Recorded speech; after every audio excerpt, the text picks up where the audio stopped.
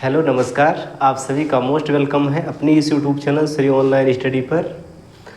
तो जैसा कि हम लोग जो है भौतिक विज्ञान की क्लास फिजिक्स की क्लास पढ़ रहे हैं और इसमें चैप्टर चल रहा है लाइट। तो लाइट वाले चैप्टर में आज का टॉपिक रहेगा जो है मिरर या दर्पण। मिरर या दर्पण किसे बोलेंगे, इसके बारे में हमारे कॉम्पिटिटिव एग्ज़ाम से सवाल बनता है। इसके अलावा उनका यूज़, मिरर का कौन सा मिरर का यूज़ कहाँ पर किया जाता है, उन पर प्रतिबिंबों का बनना, प्रतिबिंब किस प्रकार के बनते हैं, ठीक है ना। इन सभी कॉन्सेप्ट पे बहुत अच्छे से हम बात करेंगे और यहाँ से मेरे से पढ़ने के बाद आपके एक भी सवाल गलत नहीं होंगे किसी भी एग्ज़ाम की आप तैयारी कर रहे हो। तो चलिए शुरू करते हैं। बात करने वाले हैं हम दर्पण या मिरर की। दर्पण या मिरर। मिरर क्या होता है दर्पण भाई, सबसे पहले तो ये जान लेते हैं। दर्पण का मतलब ये होता है कि अगर कोई कांच का ऐसे टुकड़ा है, इसके पीछे वाले हिस्से को हम पेंट कर दें तो ये सामने से जो है परावर्तक तल बन जाएगा और किसी भी वस्तु का प्रतिबिंब उस पर बनने लगेगा, ठीक है। तो अगर कोई कांच का टुकड़ा है जिसके पीछे वाले भाग पर जो है हम सिल्वर नाइट्रेट की कलई कर दें, AgNO3 की कलई कर दें, पेंटिंग कर दें, तो ऐसे स्ट्रक्चर को हम बोलेंगे दर्पण, ठीक है ना।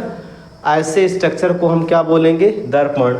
इसका ये सामने वाला जो हिस्सा है ये परावर्तक तल होगा, परावर्तक तल। जहाँ से हम किसी वस्तु को देखना चाहें वो परावर्तक तल के सामने होनी चाहिए, ठीक है।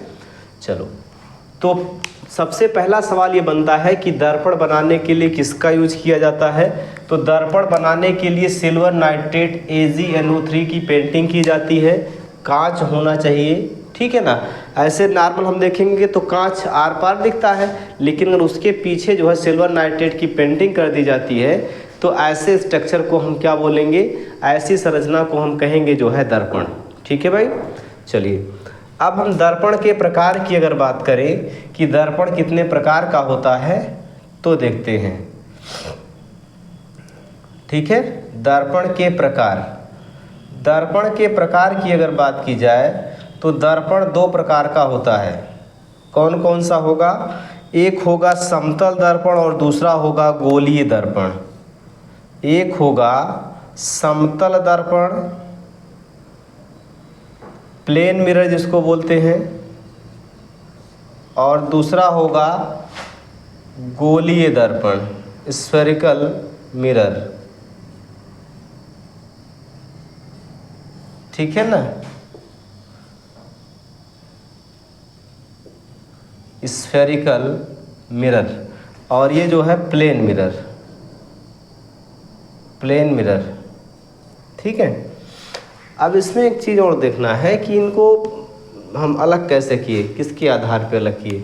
तो ये जो है जिसका परावर्तक तल, कोई भी दर्पण हमने बनाया ऐसे, और अगर उसका परावर्तक तल इधर वाला जो तल होता है अगर प्लेन दिख रहा है, इधर देखते हैं प्लेन दिख रहा ना, तो अगर जिसका परावर्तक तल जो है, परावर्तक तल जो है अगर ये समतल है, प्लेन है, तो उसको हम क्या बोलेंगे, उसको हम बोलेंगे जो है समतल दर्पण। और अगर गोलीय दर्पण है तो ये गोलीय दर्पण में दो प्रकार के होंगे। कौन कौन से होंगे, या तो होगा वो उत्तल दर्पण और या तो होगा वो अवतल दर्पण, ठीक है ना। उत्तल दर्पण जो होता है, देखिए कैसे बनेगा उत्तल दर्पण, दोनों को मैं बना के दिखा रहा हूँ आपको। उत्तल दर्पण जो होगा इसका जो परावर्तक तल होगा वो उभरा हुआ होता है। ये इधर से पेंटिंग कर दी गई है, इधर ये परावर्तक तल है, परावर्तक तल, परावर्तक तल। तो जिसका परावर्तक तल ऐसे उभरा हुआ होता है, इधर इस पर चित्र बनता है, उसको हम क्या बोलेंगे, उसको बोलेंगे जो है उत्तल दर्पण। और जिसका परावर्तक तल धंसा हुआ अंदर में चित्र जिसका बन रहा है, देखो अगर हम इधर से पेंटिंग कर देते हैं इस तरीके से तो इसका परावर्तक तल ये बन जाएगा। तो जिसका परावर्तक तल धंसा हुआ हो, परावर्तक तल धंसा हुआ हो तो वो क्या कहलाएगा, अवतल। और जिसका परावर्तक तल उभरा हुआ हो उसको क्या बोलेंगे, उत्तल। इंग्लिश में इसको बोलते हैं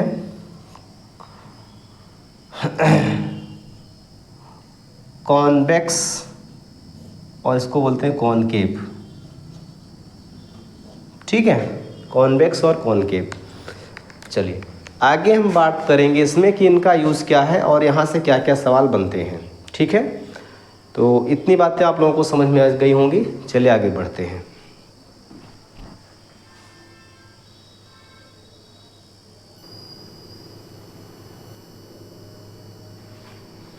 देखिए भाई, ये है समतल दर्पण। समतल दर्पण की अगर मैंने बात की तो मैंने बताया कि ऐसा दर्पण जिसका परावर्तक तल क्या हो, एकदम प्लेन हो और इसके सामने हम खड़े होकर चित्र को बनवा रहे हैं। ठीक है, कोई दर्पण हमारे सामने लगा है, हम वहाँ गए तो हमारा चित्र उस दर्पण पर बनेगा। कैसा बनेगा इसके बारे में देखते हैं। तो देखो भाई, सबसे पहले ये जानते हैं कि ये है क्या। तो समतल दर्पण जो है, ऐसा दर्पण जिसका परावर्तक तल, ऐसा दर्पण जिसका परावर्तक तल समतल हो, जिसका परावर्तक तल क्या हो, समतल हो, प्लेन हो, उसको क्या बोलेंगे, समतल दर्पण। समतल दर्पण पर किसी वस्तु का प्रतिबिंब अगर बनाना है तो जैसे ये समतल दर्पण है, क्या क्या कंडीशन बन सकती, मैं सबको एक साथ बता रहा हूँ, आप समझने की कोशिश करिएगा। और यहाँ पर कोई व्यक्ति है जिसका प्रतिबिंब यहाँ पर बनना है। ठीक है, तो इसका प्रतिबिंब कहाँ बनेगा और कैसा बनेगा। तो अगर दर्पण के सामने कोई वस्तु है तो इसका प्रतिबिंब जो है ऐसा माना जाएगा, ऐसा देखने पे महसूस होगा कि ये दर्पण के पीछे उतनी ही दूरी पर बनेगा जितनी दूरी पर ये वस्तु है। ठीक है ना, अगर ये 5 मीटर दूरी पर वस्तु है तो इसका प्रतिबिंब भी 5 मीटर दूरी पर बनेगा। ठीक है, 5 मीटर दूरी पर प्रतिबिंब है, दर्पण के पीछे से लगा कि 5 मीटर दूरी पर उसका चित्र बन रहा है। ठीक है, दूसरी कंडीशन क्या बनेगी यहाँ पर कि अगर भैया जो है, अगर ये इस तरीके से है, इसका ये राइट हैंड है और ये लेफ्ट हैंड है, ठीक है, तो क्या होगा। देखिए, चित्र जितना बड़ा ये वस्तु है उतनी बड़ी ही उसका चित्र भी बनेगा, उतनी बड़ी उसकी प्रतिबिंब बनेगी। ठीक है, तो देखिए पहली कंडीशन मैं यहाँ लिख दे रहा हूँ कि जितनी दूरी पर वस्तु है, जितनी दूरी पर वस्तु है उतनी दूरी पर उसका प्रतिबिंब बनेगा। जितनी दूरी पर वस्तु है उतनी दूरी पर उसका प्रतिबिंब बनेगा, उसका चित्र बनेगा। चित्र मीन्स प्रतिबिंब। क्लियर, 5 मीटर दूरी, 5 मीटर पीछे। ठीक है भाई, दूसरी कंडीशन क्या हो सकती है कि चित्र बनेगा कैसे। चित्र एकदम सीधा बनेगा, ऐसा नहीं है कि पैर ऊपर हो गया सिर नीचे हो गया अगर आप दर्पण के सामने खड़े हैं तो। ठीक है ना, तो चित्र कैसा बनेगा, चित्र सीधा बनेगा, चित्र सीधा बनेगा। सीधा बन रहा ना, देख पा रहे हो, ऐसे बना है, ऐसे है, सीधा बन रहा है, सीधा है, वस्तु के बराबर है, बराबर बनेगा, सीधा बनेगा, बराबर बनेगा, जितनी बड़ी वस्तु है उतना बड़ा बनेगा। लेकिन क्या होगा, साइड बदल जाएंगे। ठीक है ना, साइड बदल जाएंगे, राइट लेफ्ट हो जाएगा और लेफ्ट राइट हो जाएगा, लेकिन साइड चेंज हो जाएंगे। साइड मीन्स होता है पार्श्व, साइड बदल जाएंगे, है कि नहीं है, साइड क्या होगा, बदल जाएगा।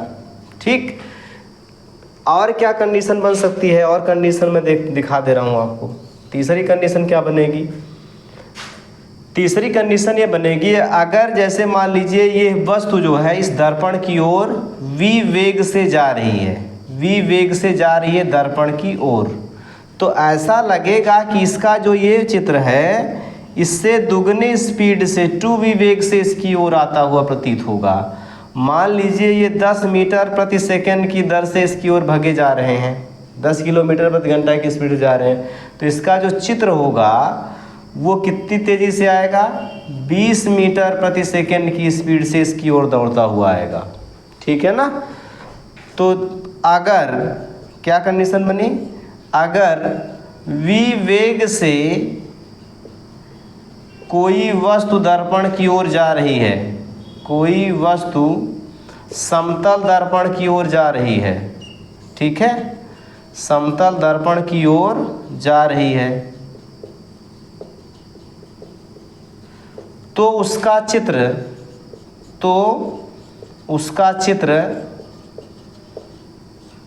2v मतलब उससे दुगनी स्पीड से वेग से उसकी ओर आता दिखेगा, उसकी ओर आता दिखेगा।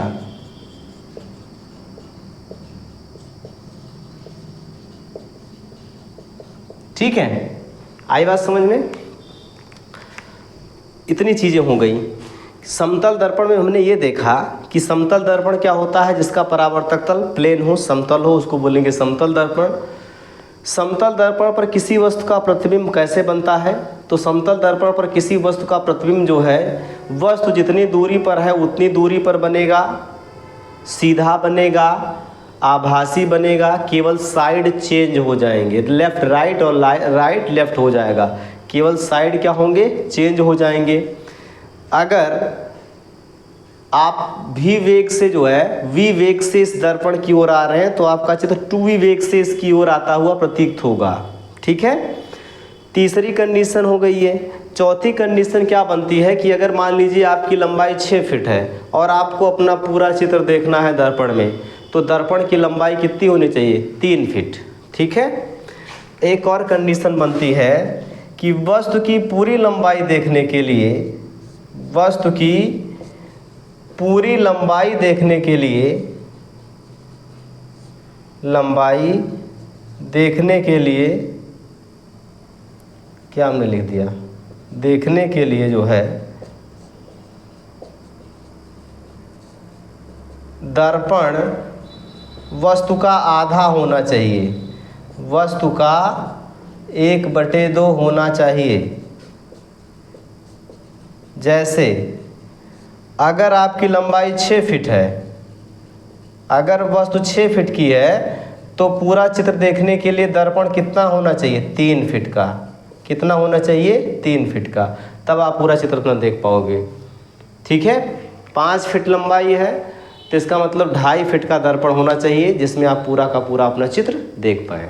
ठीक है भाई, चलो अब हम बात कर लेते हैं कि समतल दर्पण का यूज़ क्या है और इस पर और क्या सवाल बनते हैं।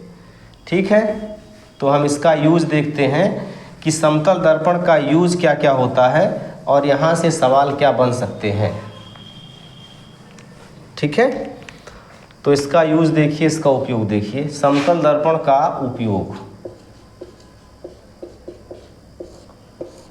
तो पहला यूज़ है चेहरा देखने वाला आईना बनाने में। चेहरे को देखने वाला आईना, चेहरा देखने वाला आईना बनाने में, जिसको लुकिंग ग्लासेस बोलते हैं,